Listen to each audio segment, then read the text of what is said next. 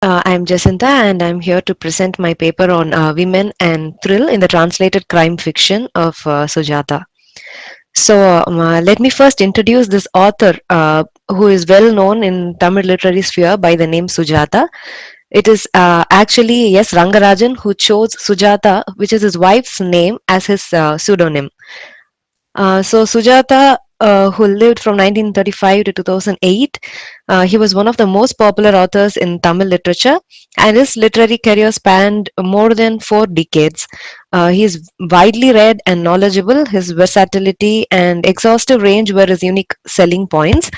He wrote in very simple and lucid Tamil, which made a tremendous impact with his contemporary and racy writing. His ideas were very radical and original, and he had experimented with various genres, and the dramatic narration of very ordinary everyday events won him his audience and many accolades. In fact, he is credited with, you know everybody says that because of Sujata there is a wide readership that has grown in Tamil Nadu, because his works actually stood out at a time when Tamil writing was dominated by social and family dramas. This is in 1970s, when Tamil literary sphere, especially the popular fiction, was all with the themes of family drama, social ones, and historical based novels. His identification with the masses and his depiction of the normal common people's way of talking, behavior, mindset, be it dialect and slang, it helped make him popular across multiple demographic segments. I must say that his writings have a way of in fact his writings were hugely criticized, that it has a lot of English sentences, English words being used and everything like that. And he is also um, known as Isaac Asimov of Tamil pulp fiction writing, because he was the first one, in fact, to introduce science-based themes into his writings. He had written a lot of works on science as well, because he himself was an engineer. And yeah, he is known for writing more than 100 novels, 250 short stories, and various books on science and everything, like I told before. And his detective thrillers especially were significantly different during his time, especially because during that time the writers of detective fiction, or let's say crime fiction, at the end, or their major theme would be that evil will fail, or good will be rewarded, and those kind of themes.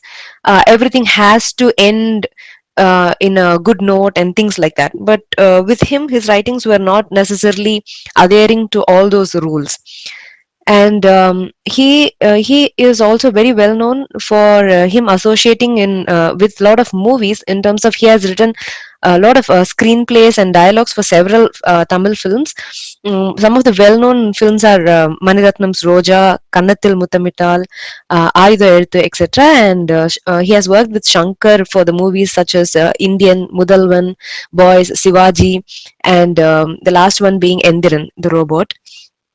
And he himself was a batchmate of Dr. Abdul Kalam, and both of them were well known for writing science in Tamil. They both were very well and very good at introducing scientific themes, scientific knowledge in their own mother tongue, in terms of writing them in Tamil. So he himself was an engineer. He worked in BHEL Bangalore, and he is credited for Sujata. He himself is credited for supervising and for working with the team that introduced electronic voting machine. And he has also, apart from writing fiction, there's so much of non-fiction that he has written on science, and even in other works as general. And yeah, before delving into crime and detective fiction, I would like to give an introduction to what exactly is crime and detective fiction here is. And these fall under genre fiction, which is also popular literature. So when you take crime fiction in as a particular thing. It revolves around a crime, how the crime went out to be, and everything that revolves around a crime scene alone and the criminal. When it comes to mystery fiction, it is all overlapping, by the way. So mystery fiction is more on a lot of mysterious happenings that happens in a novel around a crime, and the suspense that keeps it trailing throughout the novel. And detective fiction is where a detective person jumps in, and the focus is not necessarily just the crime. A crime would have already taken place, and now the focus is on investigating it and to finding out the murderer. Usually it's a murder, so it's a murder and whoever the criminal is. So it is more focused on the detection rather than the crime itself. In crime fiction, it can even be about a few gangsters planning robbery or whatever, any crime that they are planning. So it focuses on how the crime is about to be staged. So yeah, this is where in every detective story, a logical deduction is an important element to solve the problem of crime and mystery. Some of the quotations that I wanted to mention here was Edgar Allan Poe, who calls detective stories as tales of ratiocination, because these stories call for logical deduction to solve the problem. And in these kind of types, a detective must have more intellectual and rational awareness of the situations to solve the problems with logic and reason. And in detective fiction, you cannot add supernatural elements and a detective easily getting away with finding out just by chance or luck and all of that. So that's why this is called tales of ratiocination. There must be logic and reason in the way in which the detection happens and the mystery is solved. So Dorothy L. Sayers defines crime fiction as, here I'm just trying to define what crime fiction and then detective fiction is. So crime fiction is defined as a historically an offshoot of the story of crime and sensation, and these retains the marks of its origin. Its intellectual structure is embellished by the emotional elements of horror, novel, indignation, and excitement common to all types of crime literature. So, George Watson, in The Story of the Novel, defines detective fiction as a fiction often as long as a novel based on a mystery, which is usually crime. Because when it comes to detective fiction, or to make the novel more interesting, the kind of crimes, even though they are various, usually a murder is chosen, because generally we humans believe that killing a person or taking a life is the highest or biggest form of crime. And these are unraveled by detection or whodunit. So, detective fiction has invited a great deal more critical discussion than fiction itself, because the analytical feature of the detective fiction has made it more interesting to the theorists of language, form, and representation than crime fiction in general. And there are many authors and theorists who have given various formulas for what a detective fiction should be. And W.H. Auden was that a murder occurs, many are suspected, all but one suspect, who is actually the murderer, are eliminated. And that's how the novel keeps going, where the detective goes round and round and comes up with the leftover clues and every other cues towards moving closer to the murderer or the suspect. And finally, at the end, the murderer is either arrested or dies, usually according to this formula. So, the typology of detective fiction, a Russian formalist had said, he talks about cause to effect and effect to cause being the two kind or typology of detective fiction. And in this, the first one, it causes this curiosity. So that's where this detective fiction hooks the readers to the novel. So it proceeds from the effect to cause. Something has happened, a murder has taken place, and now the cause to it has to be found.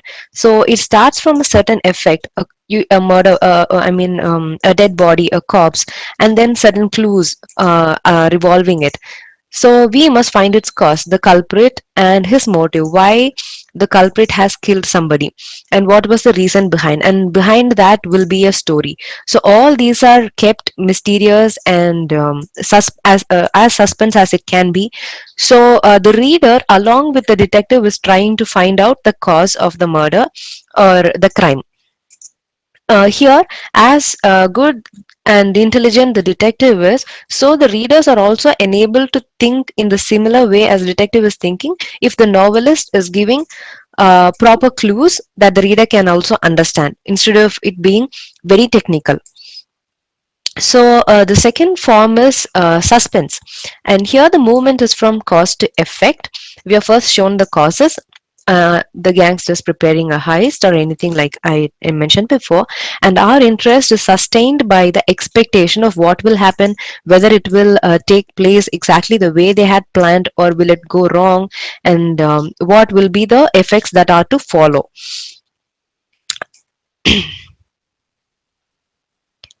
So here, the chosen novel that I am trying to discuss is Nylon Rope. In Tamil, it was published in the name of Nylon Kairu. A Kairu is nothing but rope anyway. So in this novel, it stars Ganesh. Ganesh is a character that Sujatha has introduced in almost most of his detective fiction, and Ganesh is a lawyer come detective. So because of this character, the novelist Sujatha has also introduced a lot of law terminology to the readers of Tamil. Because the Ganesh himself is a lawyer and detective, he very often talks about so many law-based terminology. And in this in this nylon rope novel, what happens is a man has been found murdered. That's how the novel opens, and Ganesh has to find the killer in order to save his friend's sister, because the friend's sister is the one who walks into the room seeing a dead body, which is her boyfriend. So she becomes the suspect number one in the eyes of the police. The Ganesh's character actually ends in the novel when he relieves his friend and sister out of the case, proving that they are not the culprits, that but somebody else has murdered the man who is dead. After which, Ramanathan is actually the detective of this novel who finds out the murderer in the novel, towards the end of the novel that happens. And with all the elements of great thriller, this novel has a very good, entertaining, and energetic style, and it is a wonderful read even today. And this novel itself has got itself reprinted multiple times, and this was the very first novel of writer Sujatha.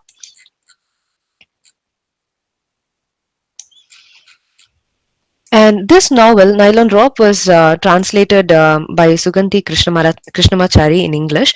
And in this translation, there are elements that I have found certain things are lost in translation as well, especially because Sujata is an author. He has, what do you say?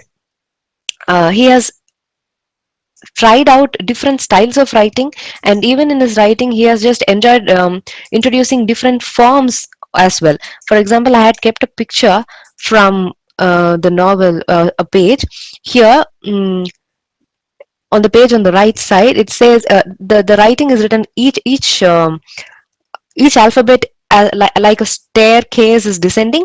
What it says there is, he descended the stairs, he descended here by the stairs, that's what it says. And as the culprit or whoever is walking, just because of that formation of writing itself, takes the reader through a different sense of thrill. uh, it takes us to a different kind of experience, the way of writing that the author usually uses. This was not retained in the translation. There are many instances in the entire novel that happens. Instead, it just simply said he descended the stairs. That's how it showed in the translated work. These are effects that got lost in the translation. And yeah, so this is a short summary of the novel, where it's a brief story of a man who takes revenge on an individual, leaving no clues to catch him. And in fact, in the beginning of the novel itself, This is how the author writes. Author very often talks to the reader throughout the novel as well. He just says, as the culprit is going, the name of the man is not given. It is just an anonymous person who is walking to a flat with the thought of killing a person, right? So before revealing that to us, the author just says, in a sentence, start counting from 1 to 500. Before that, this man is going to be dead. And that's how the author opens up the story. So that itself, in the beginning itself, there is a thrill element that is thrown out to the reader, and from there itself we are kept wondering what is going to happen and why is it happening, who is killing who, what is the relationship between these two, and things like that. And a very important thing to point out why the novel is named Nylon Rope also is that nylon rope, the name of the novel, is the very instrument with which this murder happens. It's just a very small length the nylon rope with which the murderer ties around the neck of the person who he is killing, and that's how he kills the person. In the opening of the story, we think that person who is dead seems to be the victim, but towards the end of the story we actually understand the one who was dead in the beginning of the novel is actually a culprit who, because of him, two other lives were already gone, and it was a revenge that had taken place. So this is what happens. A young and rich engineer who is a playboy was murdered with a nylon rope in his flat at the upper crest of Mumbai. The hasty presentation of the case by the police was dismissed instantly at the magistrate court itself without identifying the killer. Then Ramanathan, who is a retiring superintendent of police, he becomes curious and tries to trail the culprit. His guesses and theories and hunches led him to the executioner. What happens in the end forms a wonderful climax of the novel. Um, Towards the end of the novel is when we understand the reason or the cause effect for the entire novel. And throughout the novel there is a parallel structure of writing that the author had kept. It is a non-linear structure of writing. Why I say it's a non-linear structure of writing is because at the end of each chapter or the beginning of each chapter we also see a parallel story, which is an excerpt, just one page excerpt from the diary of a young girl named Sunanda. You are having So, only 2 minutes, please. okay, sir. So, this kind of parallel story writing kept the thrill throughout the novel, and with the very descriptive narration of crime scene, locale, and the detective's thought and strategies help the reader also to become an investigator throughout the novel. So these elements actually keeps the thrill alive, even as any reader is going through that. And coming to the aspects of women and how it is interconnected with thrill in the crime and detective fictions of Sujatha, because again, the author has written these novels in the time of 1970s to 80s, and definitely there is this lot of themes such as sex, vengeance, revenge, and murder during those times, even today. And with those kind of elements, mostly the women character that are used, the reader is also kept anxious about what is going to happen to her. So even in this novel, such a thing happens. And the portrayal of women, at times the author uses a way of writing. It actually objectifies women, but since the author has written in the years where objectification and things were not that much opposed as today, it sounds much more unfeminist and things like that. There is so much of objectification, especially just because a character is female. So this is what I mentioned, that there are elements of thrill, suspense, fear, romance, humor that are brought in this detective fiction through Sunanda's journal. She's a very young girl, and her journal or diary keeps telling us what is happening to her, and yet we do not understand who this character is until the end of the novel. So there are only three female characters in this particular novel, and these three female characters are very significant. One is Sunanda, who is really the victim, and what happens to her is the entire novel's basis. And Another character is Harini, who comes in between and doesn't really carry a huge role, but she is shown or portrayed as this modern woman who grew up in a city, and her way of life and everything is totally different from the previous character Sunanda. And Rohini is the daughter of Ramanathan, who is, and she is shown as a person who is clever, and she helps in investigating the murder along with her father. So this in a novel, as a novel itself, is a very well knit popular fiction, because various concepts that make it as a pulp is available in this particular fiction, and the climax actually revealing where the murderer who was killed in the initial was the one who seduced and cheated the girl called Sunanda and got her pregnant, and because of a abortion during that procedure she ends up losing her life. So her a person who had love for her is the one who ends up finding all this through Sunanda's diary and kills the person who we see as the initial murder plot of the entire novel. So there is a question whether justice is actually served in this novel, because there is a lot of obscurity about who actually is the victim, what can be defined as a victimhood, because there are three deaths in this novel in total. One is the victim Sunanda and her brother, and finally the reason no, the man called Krishnan, who is the reason for their deaths. So I can say that this is a good pulp with a lot of elements of thrill, suspense, and everything in this novel. And women and thrill goes hand in hand in these kind of novels. That is what I have analyzed, and thank you.